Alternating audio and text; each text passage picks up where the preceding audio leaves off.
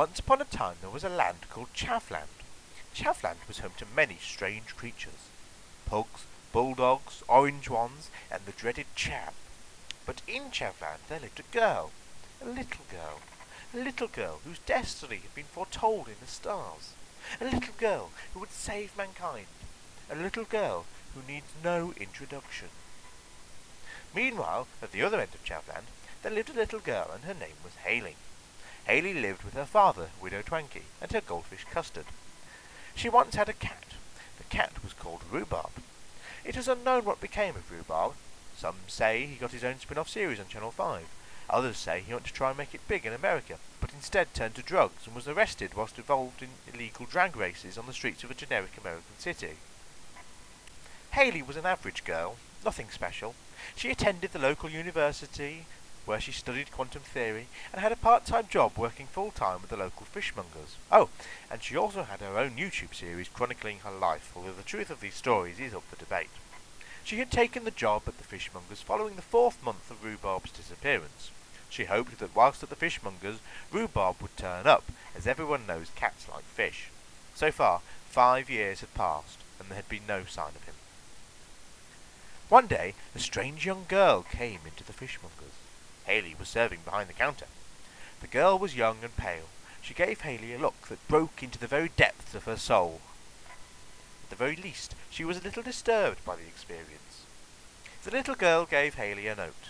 It was a shopping list. Hayley assembled the goods, collected the money from the little girl, and handed the goods back to her. The little girl left. As she left, she walked straight through Hayley's friend, Ellie. Not literally, but metaphorically. She nearly ended up on the floor. Poor Eleanor. Ellie walked into the front shop of the fishmongers. "Who dat biatch for shizzle?" asked Ellie. Ellie was gangster, isn't it? "I knows not my hoe, but she was like the devil, yo. Her stare went like right through me, man." Hayley was also gangster. "Why's we chatting this crazy shit, yo?" "To amuse myself," replied the author. "Now get on with the plot." "Do one, yeah," said Ellie.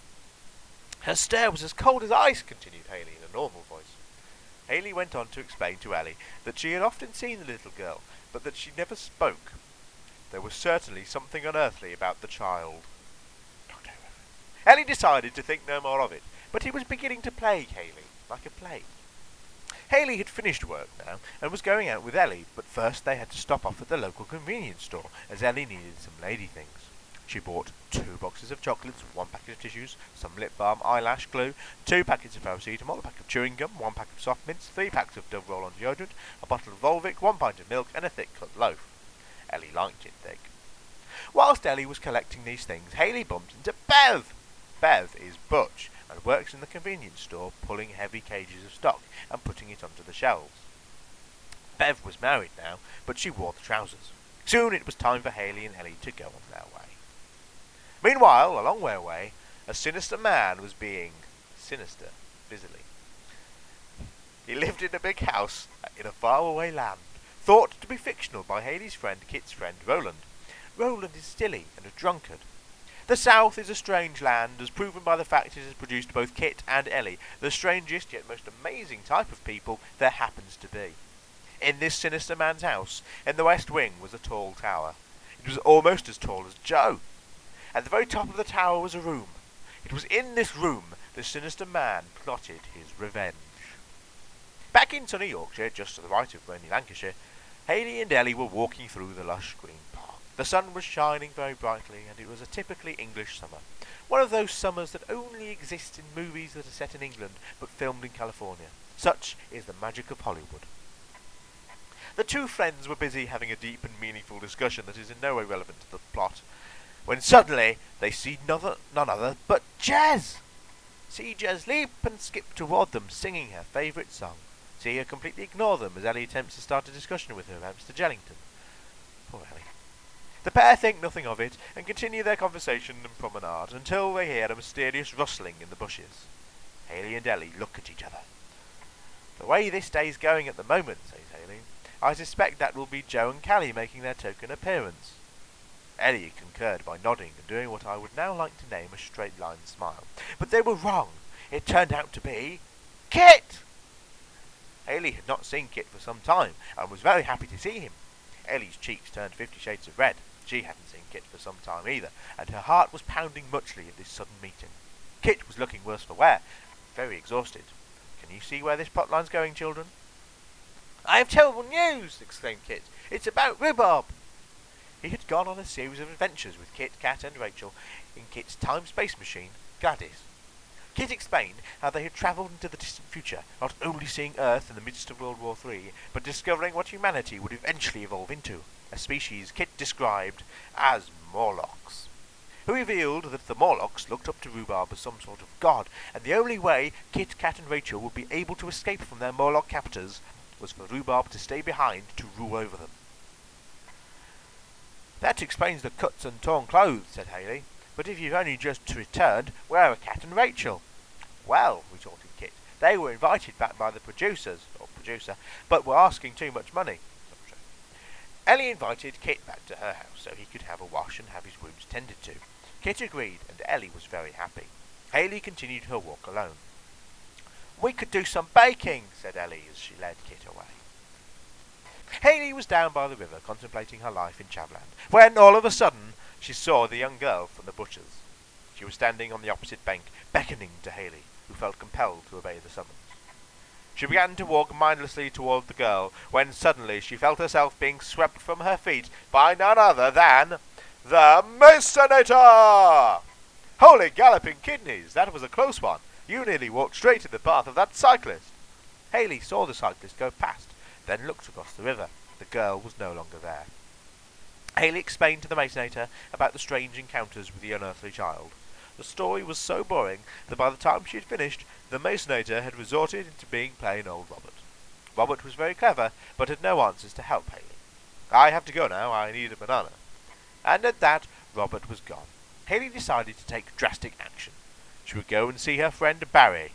Barry was a medium. Big Ben rung out the hour as the sinister man stood outside St. Stephen's Tower, thus proving this franchise to be both entertaining and educational. The sinister man stroked his white cat sinisterly. His evil plan was beginning to be unfolded. It was then he thought it was perhaps a mistake to draw it on a napkin, knowing his maid liked folding them into swans. Kit and Jelly were walking hand in hand along the pavement. Their hands had become stuck together after Kit split his superglue all over Ellie's bed when he had tried to make a model of a Spitfire. They were on their way to the hospital to get separated when they heard a strange, springy noise. Maybe this is Callie and Joe, mused Ellie. The pair peeked over a fence to see none other than Hayley's friend, Jack. He was bouncing up and down on a trampoline. It had been some time since anyone had seen Jack. Kit pondered how it was a little sad that Hayley wasn't here to witness this small reference. He didn't think about it very long, and nor did the author feel any guilt for not including Hayley in this scene. He's probably forgotten anyway. Hayley had not appeared in that scene because she had just arrived at her friend Barry's house. She knocked on the door and entered the magical land of pointless Shakespeare references. Barry was a medium.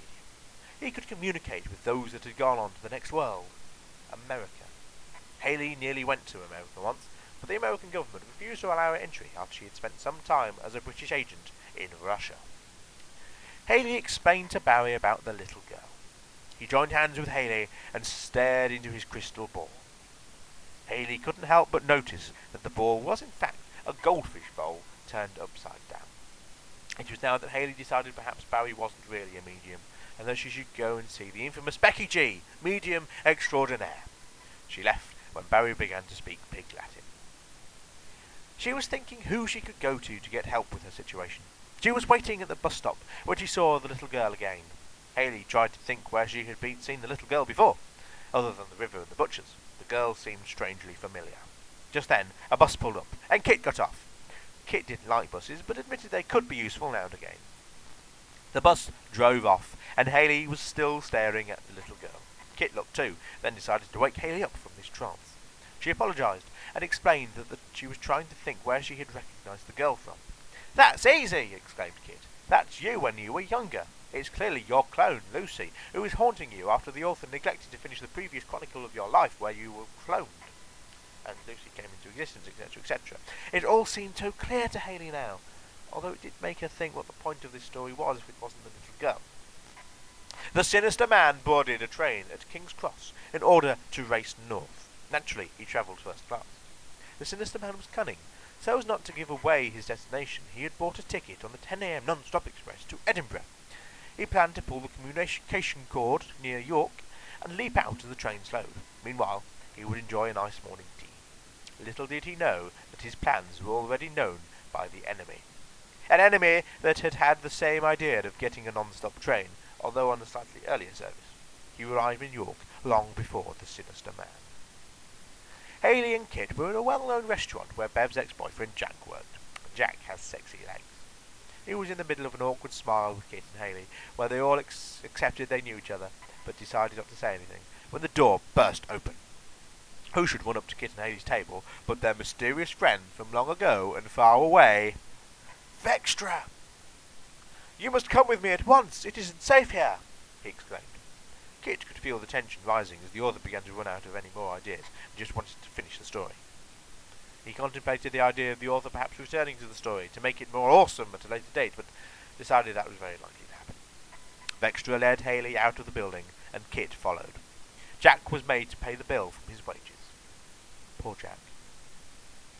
Vextra led them to the racecourse. Hayley's jaw dropped as she saw all of her friends gathered. "What's going on?" she questioned. "I've gathered them all here for dramatic effect," the author explained. "We meet at last." Hayley, Kit, Bev, Ellie, Barry, Jack, Rob, Jez, and everyone else who turned out all turned to see the sinister man stand atop the hill. Kit and Hayley immediately recognized him, or so they thought. If only Daniel were here to verify it, thought Kit. All of a sudden, a red Toyota screeched to a halt in the mud, and who should get out of it but Daniel! He was able to confirm the identity of the sinister man, then take his place in the crowd. The sinister man was indeed the infamously rich fool of a man, William Reynolds. "What are you doing here?" quizzed Hayley.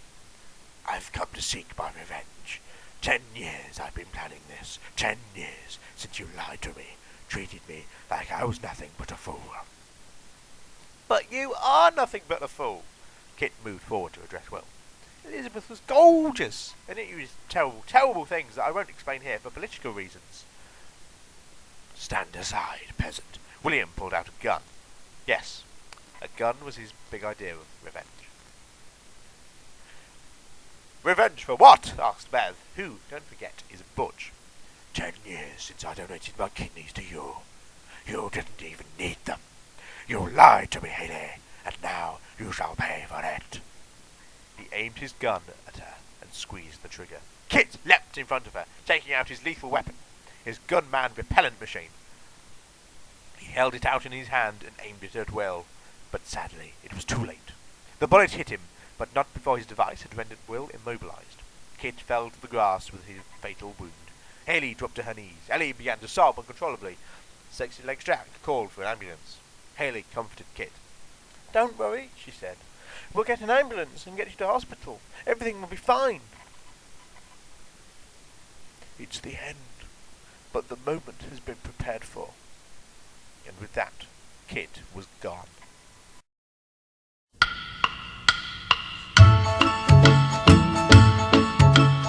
Midnight, one more night without sleeping, watching till the morning comes creeping. Green door, what's that secret you're keeping?